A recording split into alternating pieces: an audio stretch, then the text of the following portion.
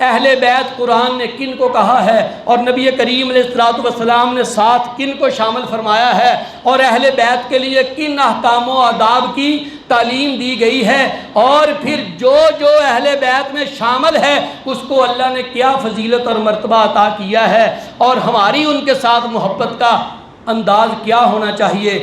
بسم اللہ الرحمن الرحیم۔ یا نساء النبی لستن کاحد من النساء ان اتقیتن فلا تخضعن بالقول فیطمع الذی فی قلبه مرض وقلن قولا معروفا وقرن فی بیوتکن ولا تبرجن تبرج الجاہلیۃ الأولی واقمن الصلاة وآتین الزکاة واطعن اللہ ورسولہ انما یرید اللہ لیذہب عنکم الرجس اہل البیت ویطہرکم تطہیرا۔ سب تعریفیں اللہ رب العزت کے لیے، بے شمار درود و سلام جناب حضرت محمد الرسول اللہ صلی اللہ علیہ وسلم کی شخصیت مبارکہ پر۔ محترم حضرات، آپ کے سامنے 22ویں پارے سورۃ الاحزاب سے 2 آیات مبارکہ تلاوت کی ہیں۔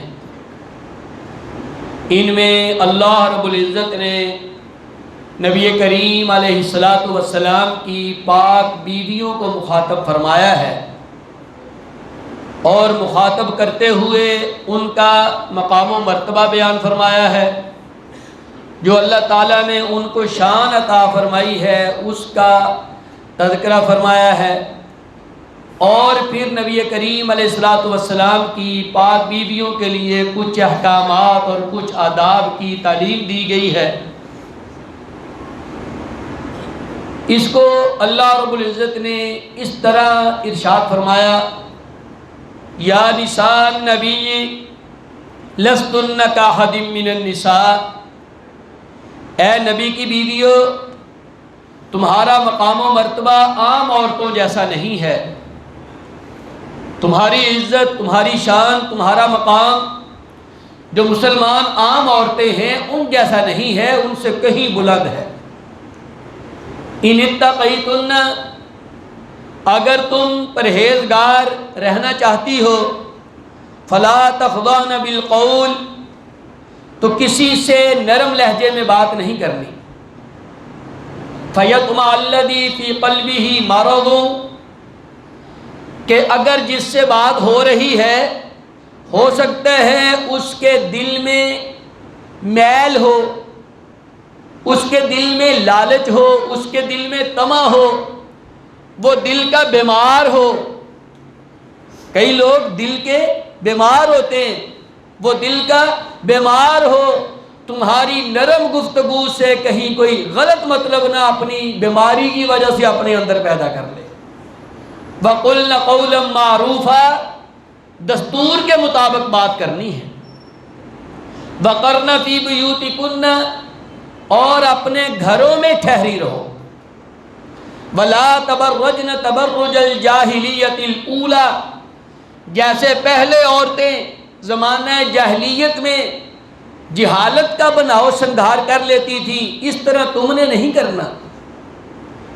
وَأَقِمْنَ الصَّلَاةَ، اور نماز قائم کرنی ہے۔ وَآتِينَ الزَّكَاةَ، اور زکوٰۃ ادا کرتے رہنا ہے۔ وَأَطِيعْنَ اللَّهَ وَرَسُولَهُ، اور اللہ اور اس کے رسول کی فرما برداری میں زندگی گزارنی ہے۔ انما یرید اللہ، بات یہ ہے کہ اللہ ارادہ رکھتا ہے، بات یہ ہے کہ اللہ چاہتا ہے، لیذہب عنکم الرجس اہل البیت، اے اہل بیت تم سے ناپاکی کے زمرے میں جو بھی میل کچیل آتا ہے، عقائد کے حوالے سے ہو، خیالات کے حوالے سے ہو، افکارات کے حوالے سے ہو، روحانی طور پر ہو، جسمانی طور پر ہو، جو بھی ناپاکی کے زمرے میں میل کچیل آتا ہے، اہل بیت اللہ چاہتا ہے تم سے دور کر دے۔ وَيُطَهِّرَكُمْ تَطْهِيرًا، اور تم کو بالکل پاک اور صاف کر دے۔ یہاں پر ایک لفظ جو آپ نے سماعت فرمایا کہ اللہ ارادہ کرتا ہے، ارادہ رکھتا ہے، تو یہاں پر یہ عقیدہ بھی ذہن میں رکھ لیں، اللہ تعالیٰ کا ارادہ مخلوق کے ارادوں کی طرح نہیں ہوتا کہ مخلوق کا ارادہ پورا بھی ہو سکتا ہے، نہیں بھی ہو سکتا، طاقتور بھی ہو سکتا ہے، کمزور بھی ہو سکتا ہے، اور جو بھی اس کے ساتھ معاملات ہوں گے وہ اللہ کے محتاج ہیں۔ اگر اس کے چاہنے پہ کام ہو گیا تو وہ بھی اللہ کی طاقت سے ہوا ہے، اگر نہیں ہوا تو اللہ کے حکم سے نہیں ہوا۔ لیکن جو اللہ کا ارادہ ہوتا ہے، اللہ کے ارادے کے بارے میں فیصلہ کن بات اللہ تعالیٰ نے خود بیان فرما دی، ان اللہ یفعل ما یرید، اللہ جو ارادہ رکھتے ہیں اسے کر گزرتے ہیں، اسے کر دیتے ہیں۔ اور فرمایا سورۃ البروج میں فعال لما یرید، اللہ رب العزت کی شان یہ ہے کہ اللہ رب العزت جو ارادہ کرتے ہیں اسے کرنے والے ہیں۔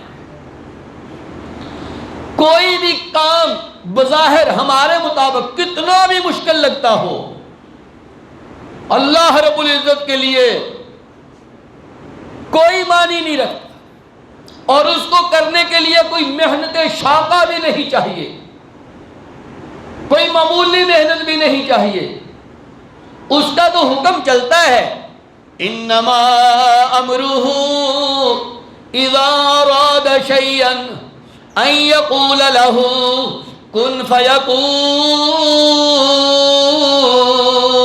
اللہ رب العزت کی شان یہ ہے، شان رحیمی اور کریمی یہ ہے، اللہ رب العزت جب کسی بات کا ارادہ کر لیتے ہیں اسے کہتے ہیں ہو جا تو وہ ہو جاتا ہے، یہ اس کی شان ہے۔ یہاں اللہ نے اہل بیت کی طرف منسوب ہر قسم کا میل کچیل دور کرنے کا ارادہ کر لیا ہے۔ تو جو اللہ ارادہ کر لے اور وہ پورا نہ ہو، ایسا کیسے ہو سکتا ہے؟ اس کا مطلب ہے اہل بیت وہ ہستیاں ہیں جن کو اللہ رب العزت نے دنیا کی زندگی میں بھی، جسمانی طور پر بھی، روحانی طور پر بھی، اخلاقی طور پر بھی جو بھی معاملے ناپاکی کے زمرے میں آتے تھے، اللہ نے ان سے ان کو پاک کر دیا ہے۔ اس لیے فرمایا نبی کی بیویوں تم عام عورتوں کی طرح نہیں ہو۔ مسئلہ یہاں پر یہ پیدا ہو جاتا ہے، جب اہل بیت کا نام آتا ہے تو ہمارے ذہن میں صرف 4 نام آتے ہیں کہ شاید یہی اہل بیت ہیں، یہ مسئلہ پیدا ہو گیا۔ ہم سوچتے ہیں کہ جناب علی المرتضیٰ رضی اللہ تعالیٰ عنہ ایک یہ اہل بیت میں ہیں، ایک حضرت فاطمہ الزہرا رضی اللہ تعالیٰ عنہ ایک یہ اہل بیت میں ہیں، ایک حضرت حسن رضی اللہ تعالیٰ عنہ یہ اہل بیت میں ہیں، ایک حضرت حسین رضی اللہ تعالیٰ عنہ یہ اہل بیت میں ہیں۔ بس یہ بنیادی غلطی ہے جو لا علمی کی وجہ سے ہمارے ذہنوں کے اندر پیدا ہو چکی ہے۔ جبکہ اگر آپ اس آیت مبارکہ جو میں نے آپ کے سامنے پڑھی ہیں، اس پورے رکوع کا شان نزول دیکھیں اور ان میں اترنے والے احکامات دیکھیں اور ان میں اترنے والے آداب دیکھیں اور ان میں اترنے والی آیات میں مخاطب دیکھیں کون کون ہیں، تو آپ کو پتہ چل جائے گا کہ اہل بیت کون کون ہیں۔ جو بھی اہل بیت ہیں، یہاں پر ایک نقطہ تو ذہن میں رکھیں، یہ الگ الگ پہچان کے لیے نام ہے۔ کئی لوگ یہ سوچتے ہیں شاید فلاں گروہ جو ہے وہ اہل بیت کو نہیں مانتا، کوئی کہتا ہے فلاں گروہ اتنی محبت نہیں کرتا جتنی کرنی چاہیے۔ یہ بات سن لیں، ہم الحمدللہ اللہ تعالیٰ کی توفیق سے نبی کریم علیہ الصلوۃ والسلام کے جتنے صحابہ اور صحابیات ہیں سب کو مانتے ہیں، چاہے وہ بدری ہو، چاہے احد والے ہوں، چاہے خندق والے ہوں، چاہے مہاجر ہوں، چاہے انصار ہوں، چاہے فتح مکہ سے پہلے مسلمان ہوئے ہوں، چاہے فتح مکہ کے بعد مسلمان ہوئے ہوں، چاہے ایک لمبا عرصہ مسلمان رہے ہوں، چاہے ان کو آقا علیہ الصلوۃ والسلام کی صحبت ایمان کی حالت میں ایک لمحہ میسر آئی ہو، ہم ہر کسی کو مانتے ہیں الحمدللہ۔ یہ تو الگ الگ نام ہے، جب ہم نے یہ کہہ دیا ہم ہر صحابی اور صحابیہ کو مانتے ہیں، پھر یہ تو تک ہی نہیں بنتا کو کہے جی اہل بیت کو نہیں مانتے، کوئی اٹھ کے کہہ دے گا بدر والوں کو نہیں مانتے، کوئی اٹھ کے کہہ دے گا احد والوں کو نہیں مانتے، یہ کیا بات ہوئی؟ ہم ہر صحابی کو، ہر صحابیہ کو، اور کیسے مانتے ہیں؟ ہم یہ مانتے ہیں ہر صحابی اور صحابیہ زندگی میں اس سے جو بھی کمی کوتاہی کوئی ہوئی ہے اللہ تعالیٰ نے اس کو معافی کے اعلان کر دیے ہیں، اور اللہ تعالیٰ کے ہاں ان کا اجر، ان کی روزی، ان کا مقام و مرتبہ، ان کے لیے جنت میں اعلیٰ مراتب مقرر ہو چکی، اور وہ دنیا میں جنت کی بشارت پانے والے لوگ ہیں۔ اس سے بڑا اور کیا منوانا چاہتے ہیں؟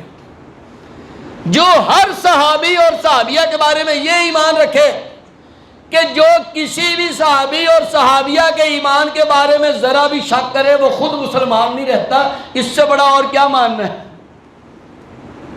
صرف لا علمی ہے کچھ۔ میں آپ کو ان آیات مبارکہ کے شان نزول میں لے کے جانا چاہتا ہوں۔ ہوا کیا؟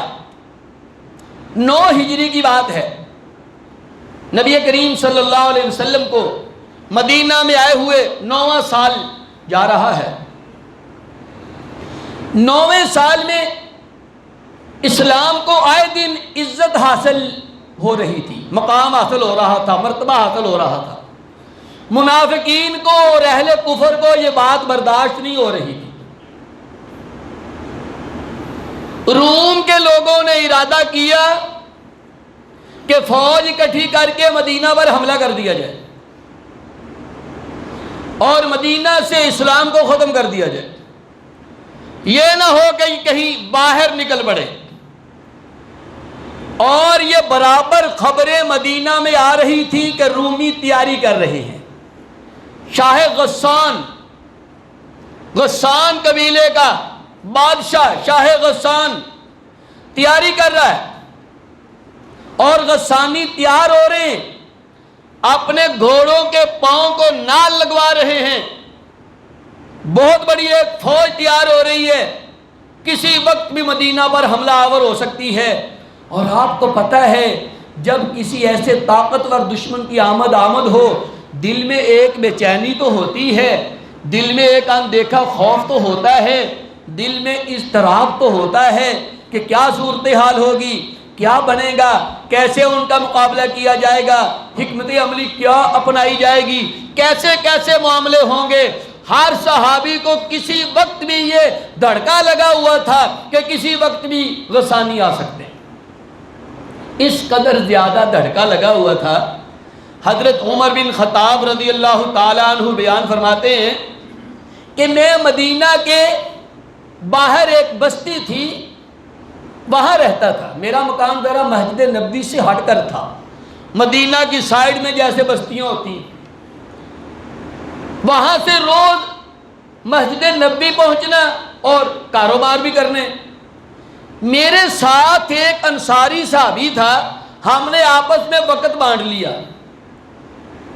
ایک دن آقا علیہ الصلوۃ والسلام کی محفل میں تم زیادہ ٹائم دیا کرو، جتنی باتیں میری غیر موجودگی میں تم آقا علیہ الصلوۃ والسلام کی زبان مبارک سے سنو، رات کو آ کر کے مجھے بھی بتا دیا کرو، اور ایک دن میں ٹائم دیا کروں گا، تم اپنے کام کاج کر لیا کرو، جو کچھ میں آقا سے دین کے فرامین سنوں گا آ کر کے تمہیں بتا دیا کروں گا۔ کہیں آقا کی محفل سے جو باتیں نکلتی ہیں کہیں اس سے ہم محروم نہ ہو جائیں۔ دین سیکھنے کا شوق کیسا ہے؟ آقا علیہ الصلوۃ والسلام کی محفل کی باتیں سننے کا شوق کتنا ہے؟ کہتے ہیں ایک رات میں آرام کے لیے تیار ہو چکا تھا کہ میرا دروازہ زور زور سے دستک دیا گیا۔ باہر سے میرا انصاری بھائی کہتا ہے عمر باہر آ، ایک بہت بڑا حادثہ ہو گیا، بہت بڑا واقعہ ہو گیا۔ عمر بن خطاب نے دروازہ کھولتے ہی پوچھا کیا غسانی آ گئے؟ کیونکہ بات ہو رہی تھی نا غسانیوں کی کہ آج کل غسانی آنے والے، روم کے لوگ حملہ کرنے والے، غسانی آ گئے۔ اللہ اکبر اللہ اکبر۔ کئی لوگوں نے پتہ نہیں ایسی روایات کا سہارا لے کر جو ثابت نہیں ہوتی یا کسی کا مطلب اور ہوتا ہے، کیسی کیسی باتیں مشہور کر دیتے ہیں۔ عمر بن خطاب رضی اللہ تعالیٰ عنہ کو فلاں اتنے میلوں پہ فلاں کام ہوتا نظر آ گیا، اتنے میلوں پہ فلاں کام ہوتا نظر آ گیا۔ میں تمہیں مدینہ کی بات کر رہا ہوں، اور یہ والی روایات جو آپ کے سامنے پیش کر رہا ہوں یہ صحیح بخاری اور صحیح مسلم کی روایات ہیں، اور بھی حدیث کی کتابوں میں موجود ہیں۔ پوچھا کیا غسانی آ گئے؟ جس کو پہلے پتا ہو کبھی وہ ایسے سوال کرتا ہے، کیا غسانی آ گئے؟ اس نے کہا نہیں غسانی تو نہیں آ گئے، لیکن اس سے بھی بڑا حادثہ ہو گیا، اس سے بھی بڑا واقعہ ہو گیا۔ عمر بن خطاب اور بے چین ہو گئے اور پریشان ہو گئے، کیا واقعہ ہو گیا؟ انصاری صحابی نے بتایا میں مسجد نبوی میں تھا، مجھے صحابہ کی جماعت نے بتایا ہے آقا علیہ الصلوۃ والسلام نے اپنی بیویوں کو طلاق دے دی ہے۔ بہت بڑا معاملہ بن گیا ہے، گھر میں نچاکی ہو گئی ہے، اور آپ کو پتہ ہے گھریلو نچاکی بڑی پریشانی والا معاملہ ہے، اور صرف خامد اور بیوی کی زندگی متاثر نہیں ہوتی، جتنے لوگ اس گھر کے ساتھ پیار کرنے والے ہوتے ہیں سارے پریشان ہو جاتے ہیں۔ اور یہاں تو صحابہ کی جماعت تھی جو آقا علیہ الصلوۃ والسلام کے ابرو کے ایک اشارے پر جانیں قربان کرنے والے احباب تھے، اپنا آرام اور سکون آقا کے آرام و سکون کے لیے قربان کرنے والے اصحاب تھے۔ عمر بن خطاب پریشان ہو گئے رضی اللہ تعالیٰ عنہ، فوری طور پہ مسجد نبوی میں پہنچے۔ خود بیان کرتے ہیں جب میں آیا تو آقا علیہ الصلوۃ والسلام کے گھر پر میں نے حاضری دی، پتہ چلا آقا علیہ الصلوۃ والسلام گھر موجود ہیں۔ ابو بکر صدیق رضی اللہ تعالیٰ عنہ مجھ سے پہلے نبی کریم کے گھر کے باہر موجود ہیں۔ انہوں نے اجازت مانگی، اندر جانے کی اجازت نہیں ملی۔ میں نے بھی غلام کو کہا، چھوٹا سا بچہ تھا ایک اسود جو اندر اور باہر پیغام رسانی کا کام کرتا تھا، میں نے اسود کو کہا جاؤ جا کے آقا کو بتاؤ عمر بن خطاب اندر آنے کی اجازت مانگ رہے ہیں۔ کہتے وہ اسود نامی بچہ اندر گیا، باہر آ کر مجھے کہتا ہے میں نے آپ کا نام لیا تھا، آقا علیہ الصلوۃ والسلام بولے کچھ نہیں۔ اس کا مطلب ہے اجازت نہیں ملی، بولے کچھ نہیں۔ کہتے میں وہاں سے اٹھا مسجد نبوی میں آ گیا، وہاں لوگ جمع ہیں، صحابہ کی جماعت بیٹھی ہوئی ہے اور بے چین ہیں، مضطرب ہیں، پریشان ہیں، فکر لگی ہوئی ہے۔ جب بندہ پریشان ہوتا ہے نا تو اس کو کسی جگہ سکون نہیں آتا ہے، باہر ہوتا ہے تو گھر کے اندر جاتا ہے، گھر کے اندر جاتا ہے تو باہر آ جاتا ہے، دوستوں میں ہوتا ہے تو تنہائی طلب کرتا ہے، تنہائی میں ہوتا ہے تو دوستوں میں جانا چاہتا ہے، اندر کی طبیعت ہوتی ہے نا۔ عمر بن خطاب وہاں سے اندر آئے، پھر پریشان ہو گئے، پھر فکر لگ گئی، پھر باہر آئے، پھر آ کر یعنی کہ آپ دیکھیں سارے صحابہ اس نتیجے پر پہنچ چکی ہیں کہ آقا علیہ الصلوۃ والسلام نے اپنی بیویوں کو طلاق دے دی اور پریشان ہیں۔ عمر بن خطاب رضی اللہ تعالیٰ عنہ پھر دروازے پہ حاضر ہوئے، اسود غلام کو کہا بیٹا جاؤ جا کر کے آقا کو بتاؤ عمر بن خطاب آئے۔ پھر بچہ اندر گیا، پھر باہر آیا، آ کر کے کہتا ہے عمر میں نے آپ کا نام لیا تھا، آقا بولے کچھ نہیں، اجازت نہیں ملی۔ عمر بن خطاب رضی اللہ تعالیٰ عنہ پھر اٹھ کے مسجد نبوی کے اندر پھر کچھ وقت گزارا، پھر بے چینی بڑھ گئی، پھر پریشانی بڑھ گئی، پھر فکر بڑھ گئی، پھر واپس آ گئی، اسود ذرا جا کے بتانا عمر آیا ہے۔ تیسری بار اندر پیغام چلا گیا، آقا علیہ السلام نے نام سنا، اسود بچے نے آ کر کے باہر بتایا، آقا بولے کچھ نہیں۔ تیسری بار بھی اجازت نہیں ملی، تیسری بار بھی اجازت نہیں ملی۔ عمر بن خطاب رضی اللہ تعالیٰ عنہ پھر اٹھ کے جانے لگے مسجد نبوی کے اندر، پیچھے سے بچے نے آواز دی، یا ابا بکر یا عمر، آپ کے نام کی اندر سے منظوری آ گئی ہے۔ اللہ اکبر۔ دونوں صحابی آقا علیہ السلام کے پاس آپ کے گھر میں تشریف لے گئے۔ عجب منظر دیکھا، جناب محمد رسول اللہ صلی اللہ علیہ وسلم پریشان، چپ، خاموش بیٹھے ہیں، چہرے پہ فکر کے آثار نظر آ رہے ہیں۔ امہات المومنین نبی کریم علیہ السلام کی بیویاں یوں کر کے جمع ہیں، کوئی نہیں بول رہا، خاموشی کا عالم طاری ہے۔ اور ایسے موقع پر کسی کو سمجھ نہیں آتی میں کیا بولوں، کہاں سے بات شروع کروں، صورتحال ایسی پیدا ہو جاتی ہے۔ کبھی آپ بھی دیکھیں زندگی میں کئی بار ایسا ہو جاتا ہے، پتہ ہی نہیں چلتا کہاں سے بات شروع کی جائے، سب خاموش بیٹھے ہیں۔ حضرت عمر بن خطاب رضی اللہ تعالیٰ عنہ بولے، اللہ کے رسول صلی اللہ علیہ وسلم، آج جب میں اپنے گھر میں گیا، میری بیوی نے مجھ سے خرچہ مانگ لیا، پیسے مانگ لیے، میں نے اس سے کہا میرے پاس پیسے نہیں، وہ ضد کرنے لگ گئی مجھے تو خرچہ چاہیے، جہاں سے بھی لا کے دو مجھے تو خرچہ چاہیے۔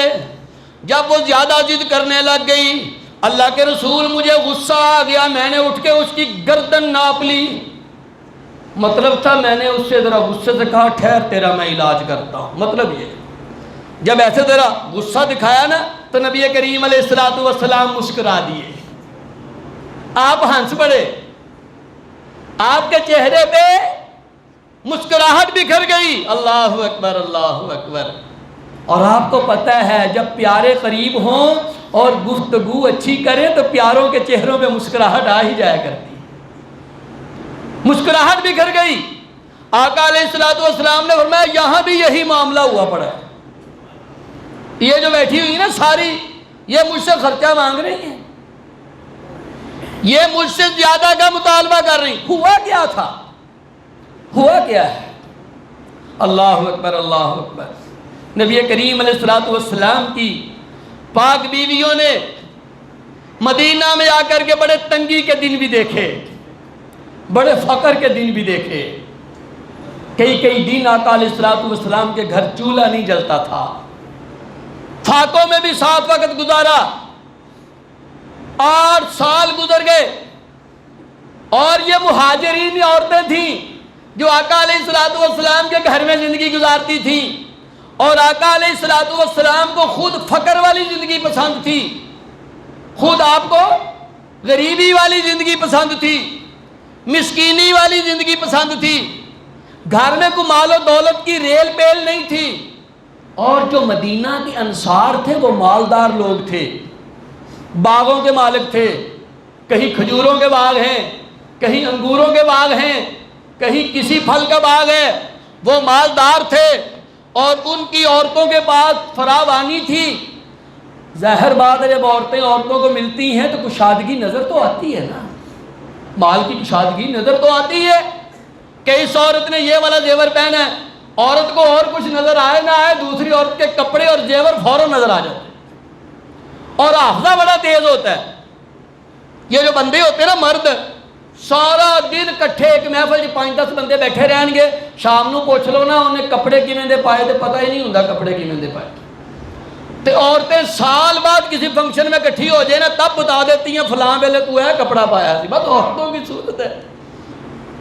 تو امہات المومنین بھی انصار کی عورتوں کو دیکھا، جیب و زینت کرتے دیکھا، اور 9 ہجری تک مال غنیمت بھی آنے شروع ہو گئے، کچھ مال کی فراوانی بھی ہو گئی۔ ازواج مطہرات نے بھی آقا علیہ السلام سے مطالبہ کر دیا، آقا جی ہمیں بھی کچھ ہمارا خرچہ زیادہ کیا جائے، ہمارا بھی ذرا اور کشادگی والی زندگی گزارنے کو دل کرتا ہے۔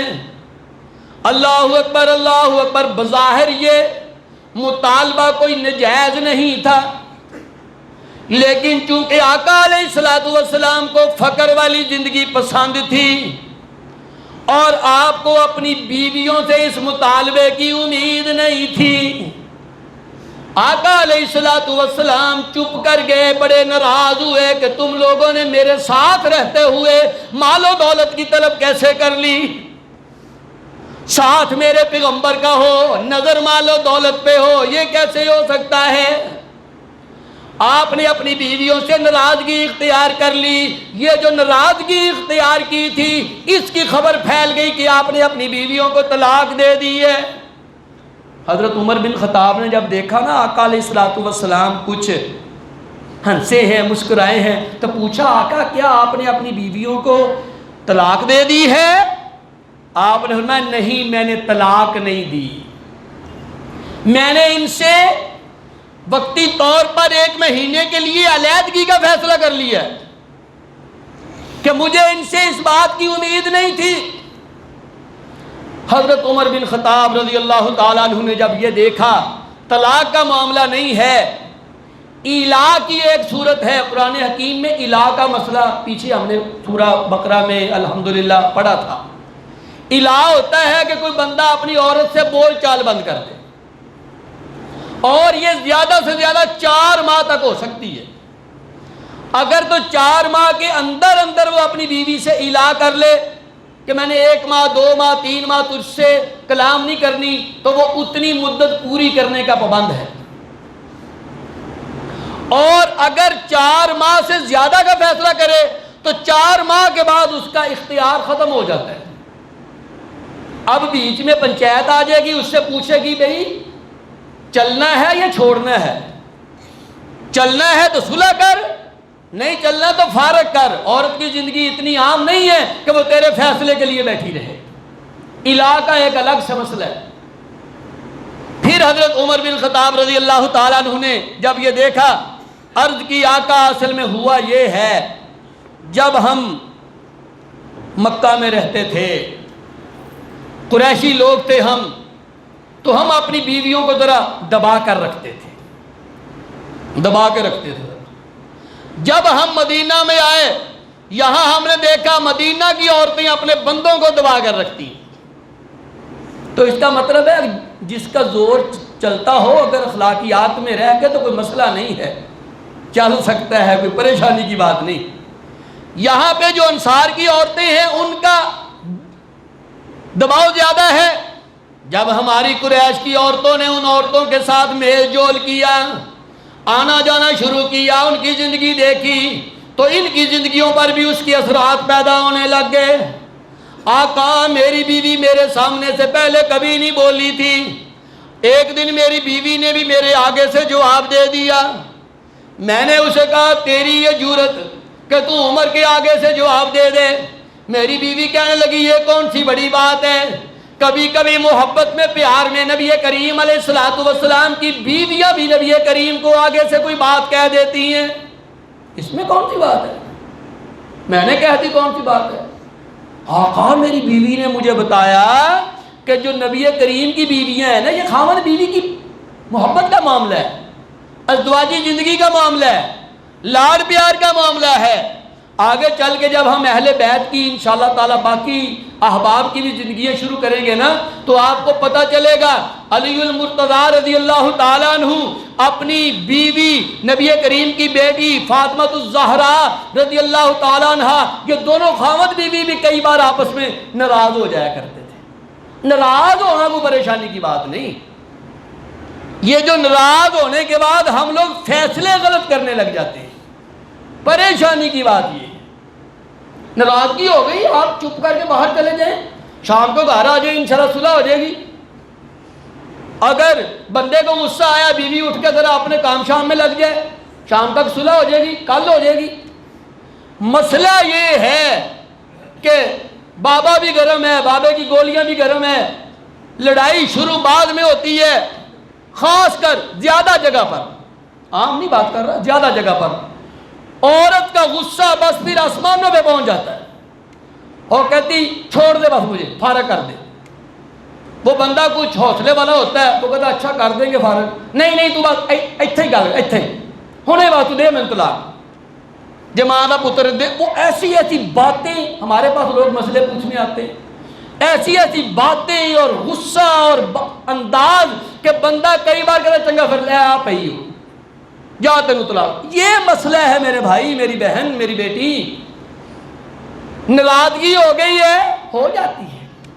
آپ دیکھیں نا، عمر بن خطاب کی اہلیہ بتا رہی ہے کہ نبی کریم کی جو بیویاں ہیں وہ کبھی کبھی نبی کریم سے محبت میں ناراض ہو جاتی ہیں تو شام تک ناراض رہتی ہیں۔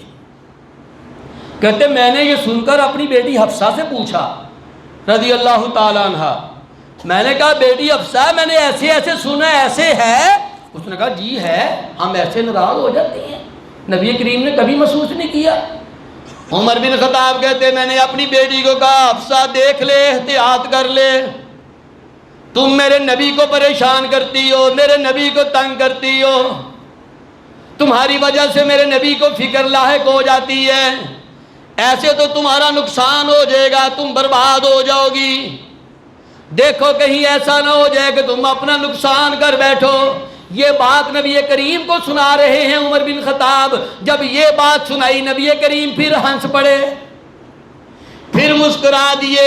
عمر بن خطاب رضی اللہ تعالیٰ عنہ نے پھر بات آگے کر دی، کہا میں نے اپنی بیٹی حفصہ کو کہا ذرا محتاط رہنا، دیکھ جو تیری بہن ہے نا عائشہ، جو ابو بکر کی بیٹی ہے نا عائشہ رضی اللہ تعالیٰ عنہ، وہ محبوب آقا کو تجھ سے زیادہ پیاری ہے اور آقا کی زیادہ چاہتی ہے، کہیں یہ نہ ہو کہ تیری چھٹی ہو جائے۔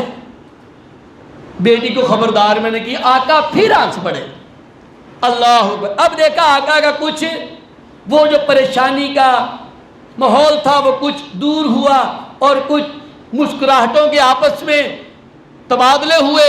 حضرت ابو بکر صدیق رضی اللہ تعالیٰ عنہ اور حضرت عمر بن خطاب رضی اللہ تعالیٰ عنہ دونوں پھر غصے میں اپنی اپنی بیٹیوں کی طرف بڑھے مارنے کے لیے کہ تمہاری وجہ سے آقا علیہ الصلوۃ والسلام پریشان ہوئے۔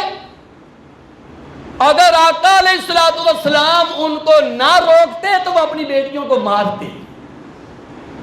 پھر عمر بن خطاب رضی اللہ تعالیٰ عنہ نے کہا آقا میں کوئی اور بات بھی کروں جس سے آپ کا دل بہل جائے۔ اللہ اکبر، کتنی فکر ہے میرے پیغمبر کے صحابہ کو کہ میرے آقا کے چہرے سے پریشانی ختم ہو جائے۔ ایسی محبت، ایسا پیار، اللہ اکبر اللہ اکبر۔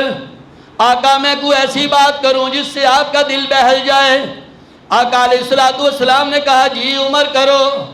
عمر بن خطاب رضی اللہ تعالیٰ عنہ نے یوں کر کے آقا کے پورے گھر پہ نظر ماری۔ اللہ اکبر، وہ کوئی 2 کنال کا مکان نہیں تھا، وہ کوئی ایکڑ کی کوٹھی نہیں تھی، وہ کوئی 20 مرلے کے کئی کمرے نہیں تھے، وہ ایک چھوٹا سا کمرہ تھا، چھوٹا سا سین تھا جس کی چھت بھی کھجور کے تنوں کی ڈلی ہوئی تھی، کچی مٹی سے بنا ہوا تھا میرے آقا علیہ الصلوۃ والسلام کا گھر، لیکن بنا کچی مٹی سے ہوا تھا۔ میرے آقا علیہ الصلوۃ والسلام نے فرمایا ما بین بیتی و منبری روضۃ من ریاض الجنہ، میرے گھر سے لے کے میرے منبر کے درمیان جتنی جگہ ہے اللہ نے اس کو جنت کا درجہ عطا کر دیا ہے۔ اللہ اکبر اللہ اکبر، یہ ریاض الجنہ کا ٹکڑا تھا۔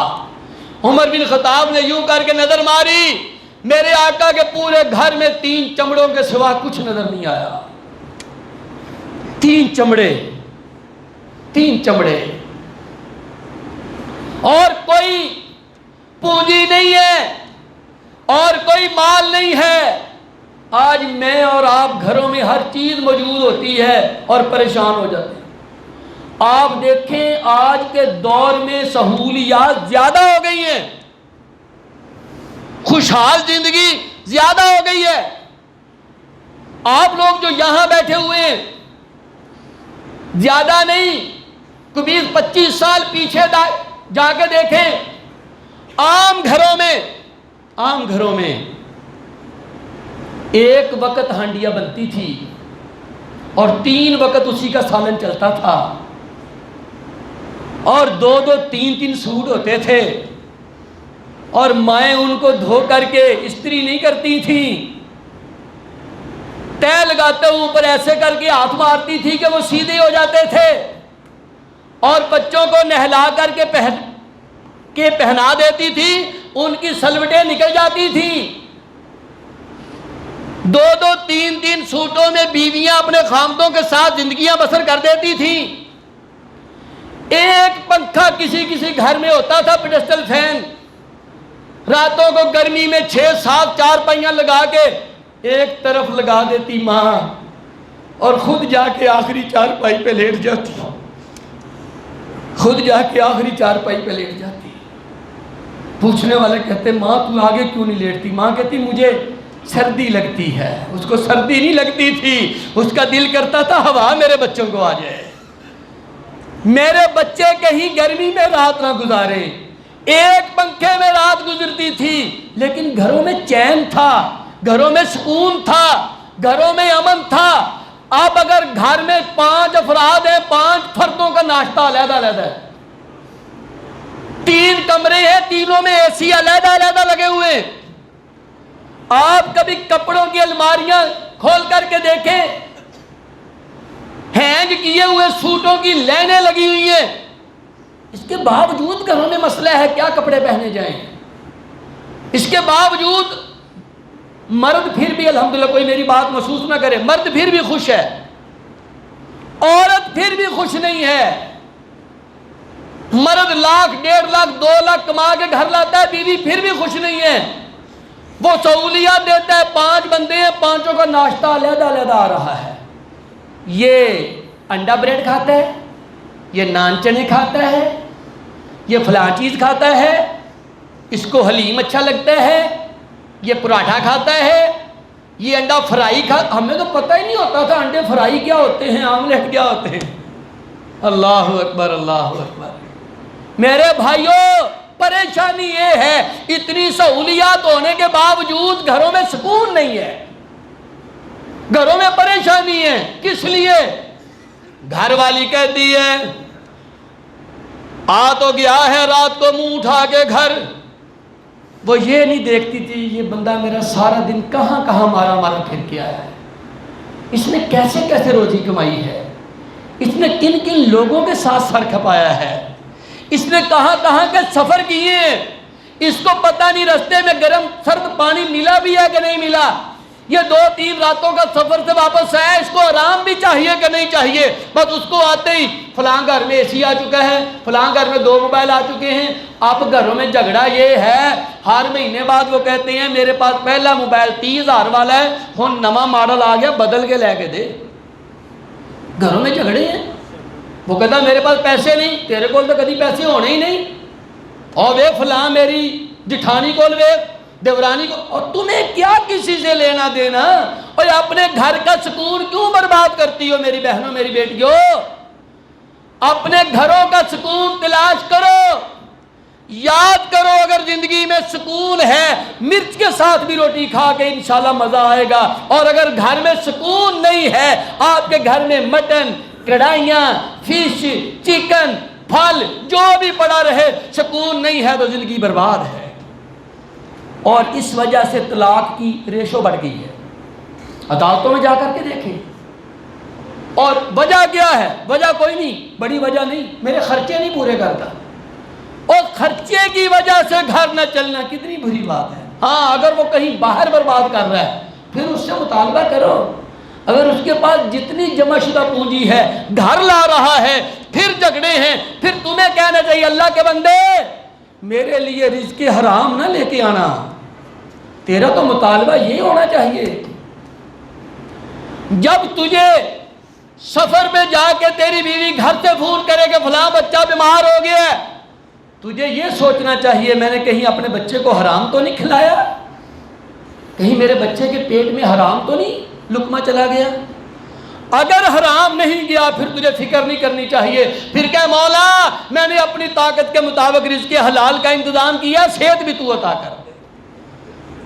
ہمیں تو یہ فکر ہی نہیں، بس آنا چاہیے نا میرے بھائی میری بہن، آج فاقوں سے زندگی گزار لے، فاقوں سے زندگی گزر سکتی ہے اگر آخرت سنور جائے، اور اگر آخرت برباد ہو گئی یہ سارے کھانے دنیا میں رہ جائیں گے، سارے پہناوے دنیا میں رہ جائیں گے، ساری رہائشیں دنیا میں رہ جائیں گی، تیرے بعد والے بانٹ لیں گے، تیرے ساتھ قبر میں کوئی نہیں جائے گا، تیرے ساتھ حساب کتاب دینے کوئی نہیں جائے گا۔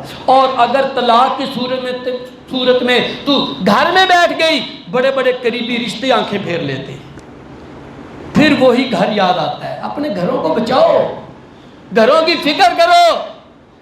آقا علیہ الصلوۃ والسلام کے فرامین کی روشنی میں زندگیوں کا محاسبہ کریں کہ آپ نے فرمایا جب نیکی میں دیکھنا ہو تو اپنے سے اوپر والے کو دیکھو، اور جب مال میں دیکھنا ہو تو اپنے سے نیچے والے کو دیکھو، تمہیں پتہ چل جائے گا۔ ہم کیا کرتے ہیں، نیکی کی طرف دیکھتے ہیں، فلاں بھی تو حافظ دا پتر ہی ہو تو نمازہ پڑھتا ہی نہیں، جو میں نہیں پڑھی تو کی ہو گیا۔ تمہیں یہ نظر نہیں آتا کہ حافظ کا بیٹا نہیں پڑھتا لیکن ایک محلے میں مزدور ہے، اس کا بیٹا 5 وقت کا نمازی ہے؟ تجھے یہ کیوں نہیں نظر آتا؟ فلاں کی بیٹی، فلاں کی بیوی، فلاں کی ماں، فلاں کی بہن وہ بڑے نیک عمل کرتی ہے، بڑی پردے میں زندگی گزارتی ہے، تجھے فلاں بڑے کی بیٹی تو نظر آ گئی جو بازار میں پھر رہی تھی۔ میرے بھائی میری بہن، اس عمل نے ہماری زندگیوں کو برباد کر دیا۔ ہم جب مال و دولت ہے ہم سائے نو ویکھی جاندے، دیورانی جٹھانی نو ویکھی جاندی، بھرا نو ویکھی جاندا ہے، چاچے مامے نو ویکھی جاندا ہے، جدو عبادت آندی ہے ادو اپنے تو تھلے وال ویکھی جاندا ہے، تے دنیا بھی خراب تے آخرت بھی خراب۔ دنیا کے مال سے کبھی پیٹ نہیں بھر سکتا۔ آقا علیہ الصلوۃ والسلام نے اپنی زبان مبارک سے فرما دیا تھا ابن آدم کا پیٹ صرف قبر کی مٹی بھر سکتی ہے، اس کے پاس سونے کی 2 وادیاں ہوں بھری ہوئی تو تیسری کی طلب کرے گا، قناعت پسند بن جائیں۔ ہاں یہ نہیں ہے کہ رزق حلال کی فکر کریں، کمائیں زیادہ ملتا ہے اللہ کے راستے میں خرچ کریں، لیکن رزق حرام نہیں۔ اس رزق کی وجہ سے گھروں کی زندگیاں برباد نہ کریں، تباہ نہ کریں، اپنے بچوں اپنے خامد کے دشمن نہ بنیں، اپنے گھروں کا سکون برباد نہ کریں۔ دیکھیں ہماری ماں نے کیسے کیسے زندگیاں گزاری، ہمارے والدین نے کیسے کیسے گزارے کیے، انہوں نے گزارے کیے ہیں، یقین کرو۔ ہم تو بہت اوپر کی زندگی گزار رہے ہیں۔ میں بات کر رہا تھا تاجدار انبیاء ہیں، حضرت محمد الرسول اللہ صلی اللہ علیہ وسلم ہیں، پورے گھر پہ نظر ماری، پورے گھر میں صرف 3 چمڑے ہیں۔ اس وقت آپ کی 9 بیویاں تھیں، 3 چمڑے پورے گھر میں۔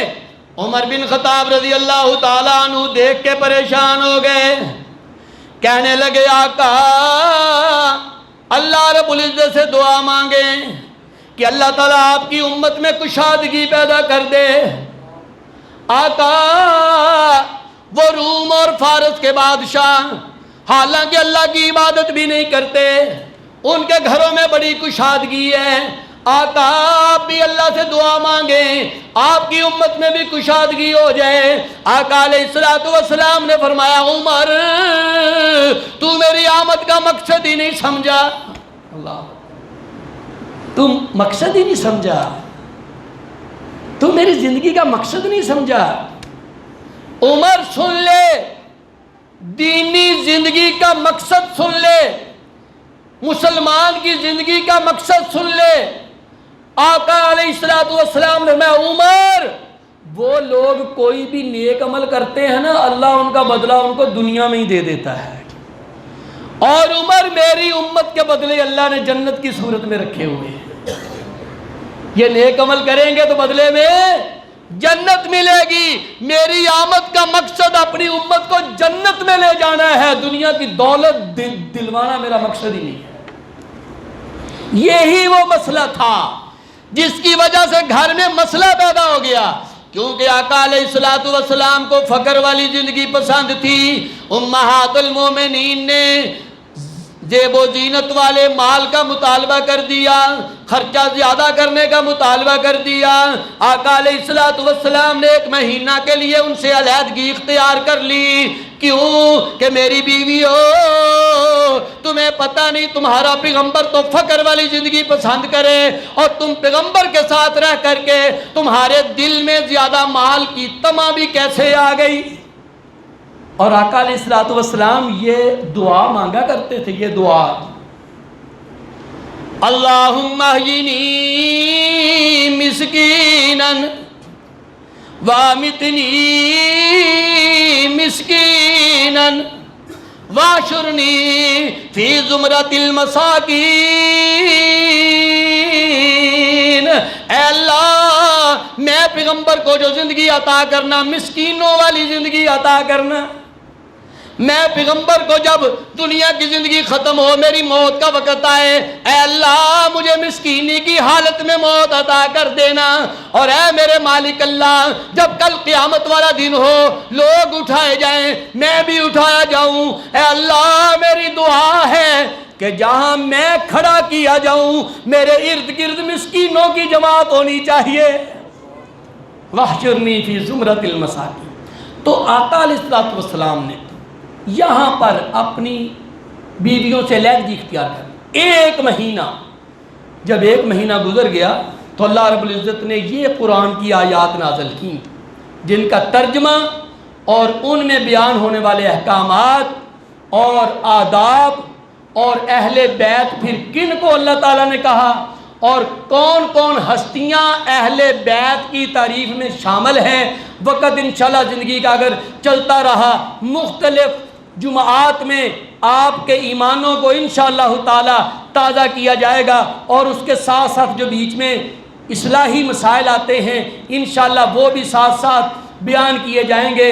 اہل بیت قرآن نے کن کو کہا ہے اور نبی کریم علیہ الصلوۃ والسلام نے ساتھ کن کو شامل فرمایا ہے، اور اہل بیت کے لیے کن احکام و آداب کی تعلیم دی گئی ہے، اور پھر جو جو اہل بیت میں شامل ہے اس کو اللہ نے کیا فضیلت اور مرتبہ عطا کیا ہے، اور ہماری ان کے ساتھ محبت کا انداز کیا ہونا چاہیے۔ زندگی رہی تو انشاءاللہ بیان ہوتا رہے گا۔ اللہ رب العزت تمام صحابہ کی جماعت ان سے محبت کرنے کی توفیق عطا فرمائے اور اپنی زندگیوں کو قرآن و حدیث کے مطابق کریں۔ اللہ تعالی ہمارے لیے آسانیاں پیدا فرمائے۔ وآخر دعوانا ان الحمد للہ رب العالمین۔